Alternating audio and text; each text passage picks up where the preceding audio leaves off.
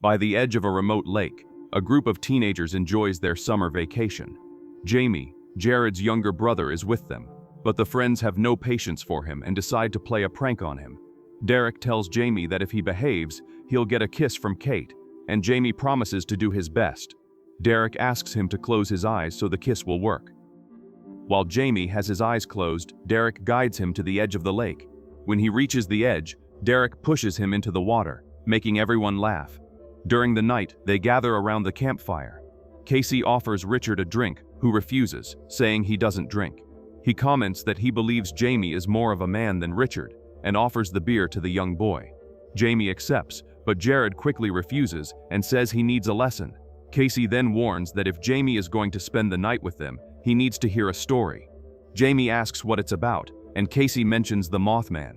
While everyone laughs, Jamie says he already knows the story, and intrigued, they ask him about it. He mentions that the Mothman is buried under the incinerators of the old mill. Casey says the river gives access to the mill, and the Mothman uses it to come out at night. Kate, noticing Jamie's fear, asks them to stop, but he, reluctant to admit his fear, says everything is fine. Casey invites everyone to swim, trying to prove Jamie's fear. For a moment, Jamie thinks about refusing, but encouraged by everyone, he ends up accepting and gets into the water.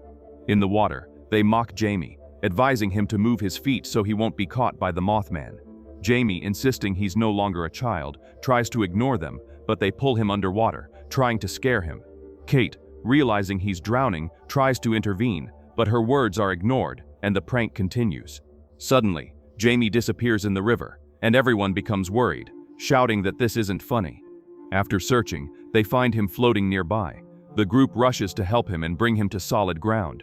Jared, worried, tries to revive his brother, but soon realizes it's too late, as Jamie lost his life in the prank.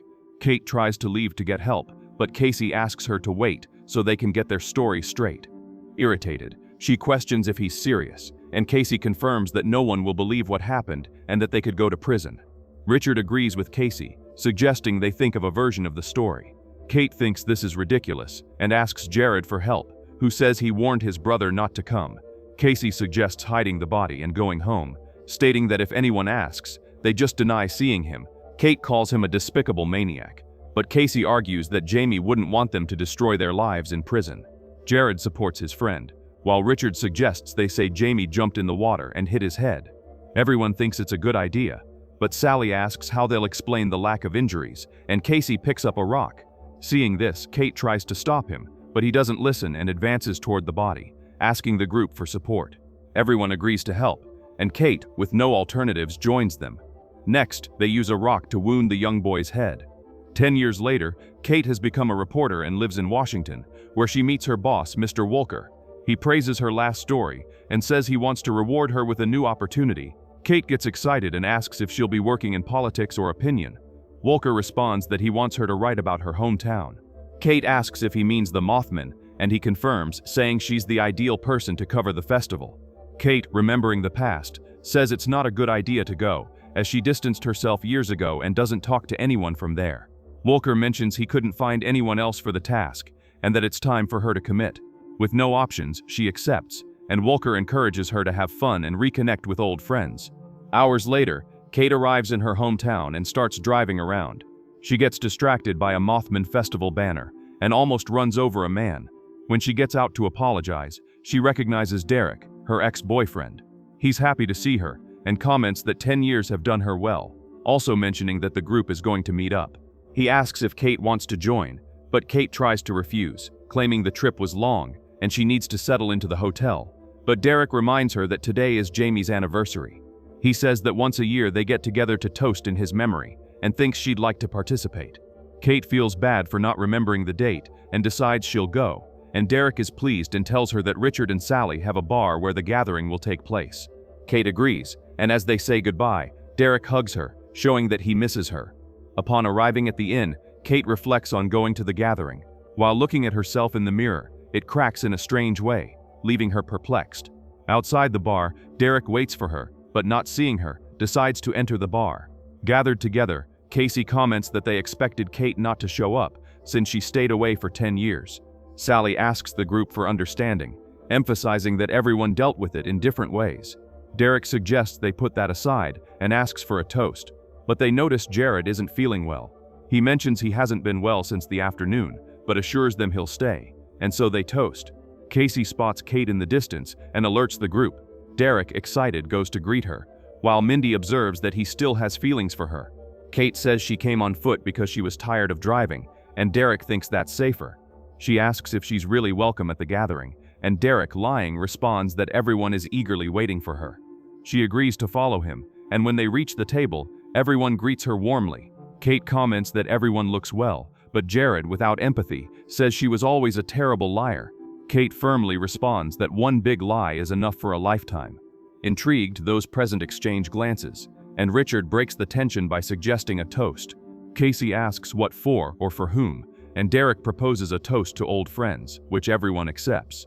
Richard tries to drink more, but Sally asks him not to. He seems nervous and ends up spilling his drink.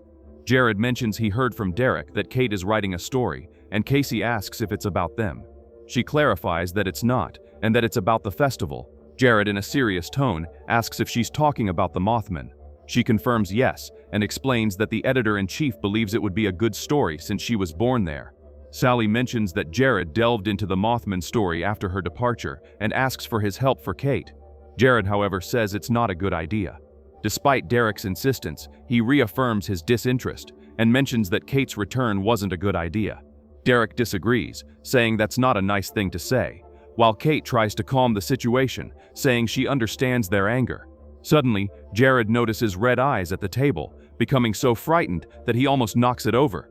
Casey asks what's wrong with his friend, who responds that he needs some air. Before leaving, he reaffirms that it was a mistake for her to have returned and leaves the place. Kate admits that her friend is right and that her presence brings bad things. Derek calms her, saying he always gets like this during this period. Richard invites her to drink, but she refuses, stating she needs to rest after a long day. She says it was good to see them, but needs to go and declines Derek's ride. Casey jokes that the passion from before no longer exists, and Mindy adds that at least he still has them. Jared returns home, already arming himself in anticipation of the worst. While arranging his things, he sees a terrifying silhouette and starts screaming, running outside the trailer. The Mothman appears and tries to attack him, but Jared squeezes under the trailer. The creature passes through the walls and quickly appears behind him, managing to capture him. The next day, Kate decides to visit Jared but can't find him. Frightened, she comes across Derek, who comments that she's very scared for a city girl. Kate jokes, asking if he's following her, and Derek responds that he's not. He just came to see how Jared is doing. Kate mentions she knocked on Jared's door, but he didn't answer, and she starts to wonder if he's avoiding her. Derek intervenes, saying that's not it, and that Jared might just be out riding somewhere. Derek suggests Kate have coffee with him, and after hesitating, she accepts. As they leave, they don't notice that the trailer is stained with blood, and Jared's organs are scattered around. Arriving at the festival, they have fun, but Kate notices Derek getting close, and says she needs to do a serious story. A woman interrupts her, commenting about the Mothman. Kate decides to interview her, and the lady says the creature seeks revenge against sinners, suggesting they could be next. Intrigued, but thinking she's just a troubled old woman, they leave. As they exit, Derek mocks the Mothman story when a man interrupts them, asking if they think it's something to laugh about. Intrigued, Derek asks for more details, while Kate introduces herself as a reporter and requests information. The man, Frank Worley, claims to have been the only one to survive an attack by the creature. Derek suggests he might be crazy, but Kate continues the interview. She asks about the origin of the Mothman, and Frank mentions various theories, including sightings in the 60s and 67. The visions ceased with the collapse of the Silver Bridge, and 44 people died that day. Derek says Kate knows this because she was born there, but Frank says she doesn't know the whole story. 70 years ago, 2 police officers played a cruel prank by releasing snakes into a drunk man's cell. Frank minimizes the case, saying it was something silly, but admits no one checked if they were venomous. Derek interrupts him, says this story is old, and calls him crazy again.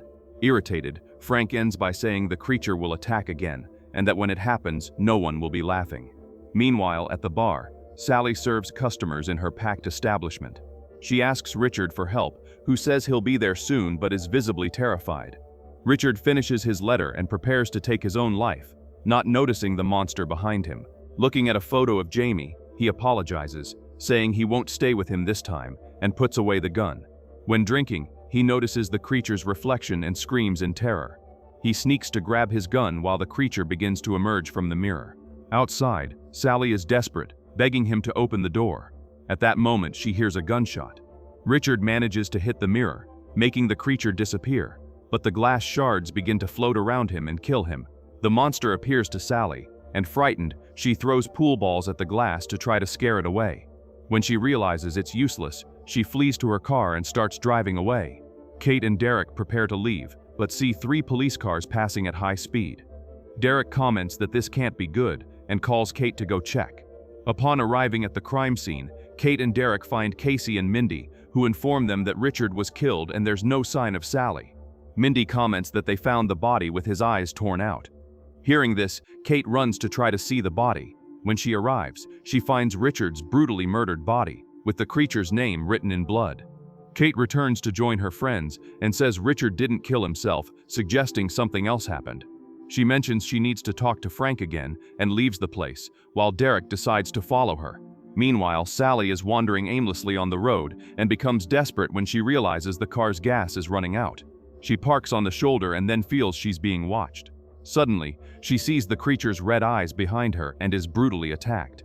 The next day, Kate visits Frank, who is preparing for an attack. Upon hearing footsteps, he fires his gun, almost hitting her. Quickly, Kate identifies herself, and Frank asks her to come in. Inside the house, Kate begins looking for Frank and finds some strange things, including small moths. Frank appears and says she shouldn't be snooping around other people's houses, asking if she saw something that led her to seek him out. She says she doesn't quite know what she saw, but believes the man was right about the creature and asks for more information. Frank comments that if she wants to survive, she needs to hear the true story. He mentions that Point Pleasant is American land that was never invaded by Indians. Kate asks if the Indians believed the lands were inhabited by evil spirits. Frank confirms and explains that a battle resulted in the massacre of many Indians. Chief Cornstalk, tired of the bloodshed, tried to offer a truce but was tortured and killed. Instead of surrendering, he summoned the spirits feared by his ancestors to take revenge on anyone who stepped on that blood-stained land. His body was cut into pieces and placed in a mirror-lined coffin to imprison his spirit. Frank mentions that in a way, they succeeded, because the creature can now only wander through mirrors. Worried, Kate notes that there's nothing reflective there and comments that Frank left nothing to chance. She notices some books, finding it curious, considering he's blind. Frank responds that he wasn't always this way and invites her to look at his things. In the room, Kate finds clipped newspapers about possible attacks by the creature. Upon seeing a drawing of it, she remembers the name written in blood and becomes terrified. She backs away and finds a book with more information and another drawing of the monster. Moths begin to land on the book, and terrified, she decides to go back. However, she finds Frank behind her. She says she's leaving, but before she can exit, he grabs her arm and warns that there's evil in this town, and if ignored, she could lose her life. Upon leaving the house, Kate receives a message from Derek from the site of Sally's death, but the connection is bad, and he asks her to wait at the hotel. In the hotel room, the television broadcasts Sally's death, but quickly turns off on its own.